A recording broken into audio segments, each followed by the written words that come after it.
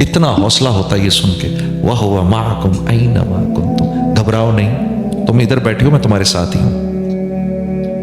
یہی تو موسیٰ علیہ السلام کو اللہ نے فرمایا تھا، موسیٰ علیہ السلام کو یہی کہا تھا نا، گھبراؤ نہیں، جاؤ لے کر اپنے بھائی کو ادھر، میں تمہارے ساتھ ہوں۔ تو جب ہارون علیہ السلام سے موسیٰ علیہ السلام نے یہ بات کی تو موسیٰ علیہ السلام نے یہی بات کی تھی، ہارون علیہ السلام نے ان سے یہی کہا تھا کہ بھائی کدھر بھائی کدھر فرعون، کہاں جا رہے ہو؟ فکر نہیں کرو، اللہ نے کہا ہے اللہ ہمارے ساتھ ہے، ان اللہ معنا، اللہ ہم دونوں کے ساتھ ہے، گھبراؤ مت، چلتے۔ تو یہی بات رسول اللہ صلی اللہ علیہ وسلم نے حضرت ابوبکر صدیق سے بھی فرمائی تھی، ابوبکر گھبراؤ نہیں، ان اللہ معنا، اللہ ہمارے ساتھ ہے۔ وہی رب مجھے تمہیں بھی کہہ رہا ہے گھبراؤ نہیں، وَهُوَ مَعَكُمْ أَيْنَمَا كُنتُمْ، تم جدھر ہوتے میں تمہارے ساتھ ہی ہوتا ہوں، گھبراؤ مت۔ اب وہ حضرات اتنے اطمینان سے اللہ کی اس بات کو کیسے مان گئے، اور مجھ سے کیوں نہیں مانی جا رہی؟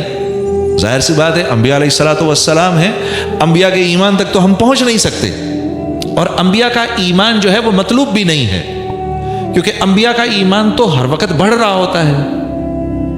ہم سے تو ایمان بھی صحابہ کا مطلوب ہے، اس لیے اللہ پاک نے ہم سے یہ نہیں فرمایا کہ ایسے ہی ایمان لاؤ جیسے ہمارے نبی ایمان لائے، یہ نہیں فرمایا، ایسے ایمان لاؤ کما آمن الناس، جیسے یہ صحابہ ایمان لائے ویسے لاؤ۔ انبیاء کا تو بڑھ رہا ہوتا ہے، ٹھیک ہے، ہمارا اوپر نیچے اوپر نیچے اوپر، اور فرشتوں کا ایک ہی جیسے ہوتا ہے، بالکل ٹھیک ہے۔ تو جو بات اللہ رب العزت نے موسیٰ علیہ السلام اور ہارون علیہ السلام سے فرمائی، وہی بات اللہ رب العزت نے رسول اللہ صلی اللہ علیہ وسلم سے بھی فرمائی، وہی بات اللہ رب العزت نے ہم سے بھی فرمائی، گھبراؤ نہیں، میں تمہارے ساتھ ہوں۔ اب مجھے یقین آئے اس بات پر، مجھے یقین آ جائے اس بات پر، اس کی محنت ہے، یہ دعوت اس کی محنت ہے کہ مجھے یقین آ جائے۔ اس لیے میں نے حاجی عبدالوہاب صاحب سے یہ بات سنی کہ دعوت اللہ سے لینا ہے، سیاست لوگوں سے لینا ہے۔ اس لیے کیونکہ لوگوں کو تو لینا اچھا لگتا ہے، دینا تو اچھا نہیں لگتا۔ ایک آدمی بار بار ہمارے پاس پہنچ جاتا ہے، ٹھیک ہے، اور یہ شفیق بھائی کے پاس صبح پہنچ گیا ان کا گارڈ، ہاں جی شفیق بھائی وہ ایک باہر آدمی آیا ہوا ہے، کیا کام ہے؟ وہ جی اس کو کہہ رہا ہے کہ آپ نے اس کو 10,000 روپے دینے۔ تو نے کیا بولا اس کو؟ میں نے کہا جی آپ اندر ہیں۔ ابے پوچھ لیا کر یار خدا کے واسطے، اب اس کے برعکس لے لو۔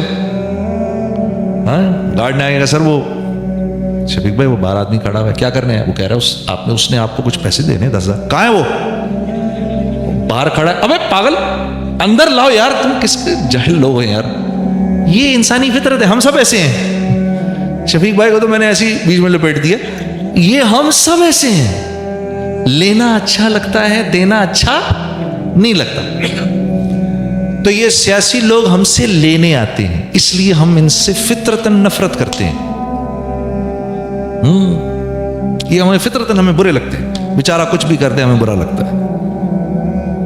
لیکن کبھی کبھار میں سوچتا ہوں یا اللہ اگر یہ اتنے ہی برے ہیں تو ان کو حکومتیں کیوں دے دیتا ہے؟ ایسی میری بات ذہن میں آتی ہے، کیونکہ یہ ایک ایسا کام کرتے ہیں جو ہم نہیں کرتے، یہ ایک ایسا بڑا کام کرتے ہیں، یہ ایسا اللہ کی نظر میں ایک ایسا بڑا کام کرتے ہیں جو ہم نہیں کرتے۔ وہ کیا ہے؟ یہ اپنا وقت اللہ کی مخلوق کو دیتے ہیں، بیٹھے رہتے ہیں لوگوں کے ساتھ۔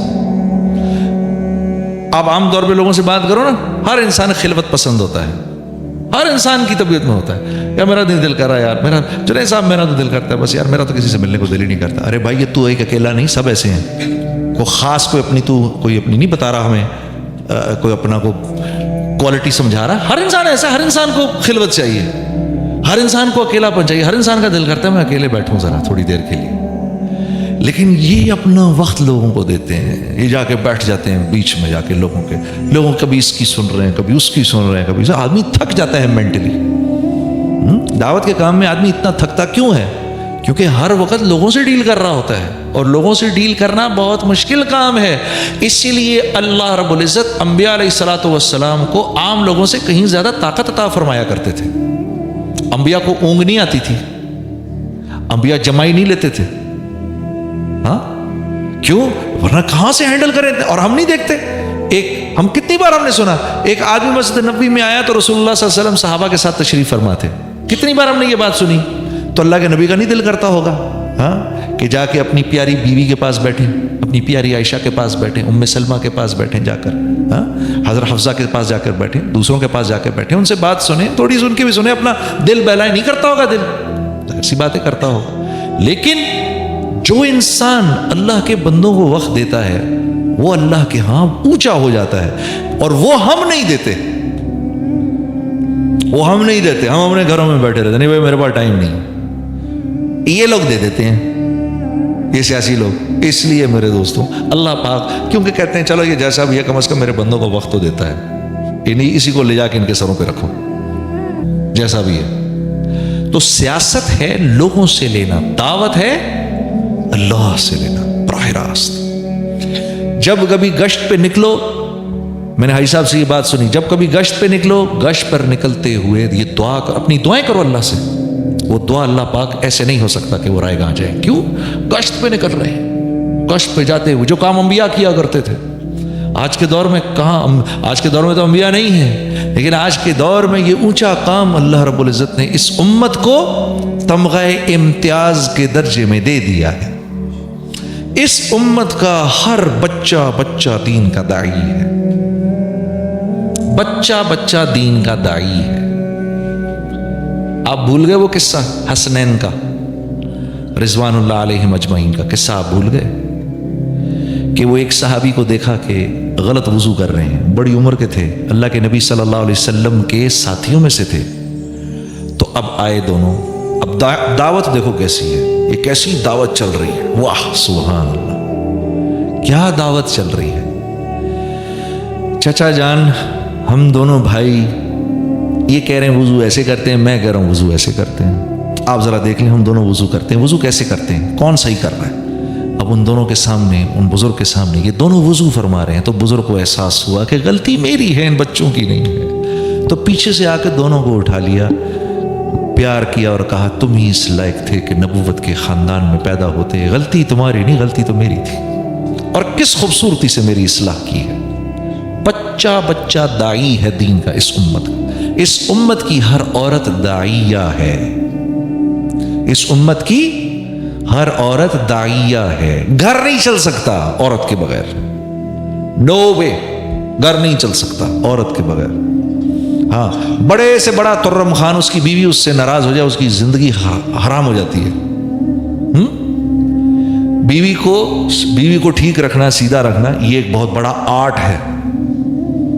ہاں بالکل، میں تو اس تبلیغی کو تبلیغی نہیں مانتا بالکل بھی، بلکہ میرا دل کھٹا ہو جاتا ہے اس ساتھی سے مل کر کہ جس کی گھر والی اس سے ناراض چل رہی ہو۔ میں کہتا ہوں یار تو کیا آدمی ہے یار، ایک عورت نہیں سنبھلتی تیرے سے، ہاں کیوں؟ تو سارے عالم کا تو کیا کرے گا، تو کیا کرنے نکل رہا ہے باہر؟ ہاں ایک عورت سنبھل نہیں رہی ہو، تو سارے عالم کی فکر میں نکل رہا ہے۔ ہاں تو گھر چلتا ہے عورت کے ہونے سے، گھر چلتا ہے عورت کے ہونے سے۔ ہاں سب سے بڑا، میں کہتا ہوں سب سے بااخلاق، اللہ کے نبی کیا فرما رہے ہیں، سب سے بڑا بااخلاق وہ ہے کہ جس کے گھر والے اس سے خوش ہیں۔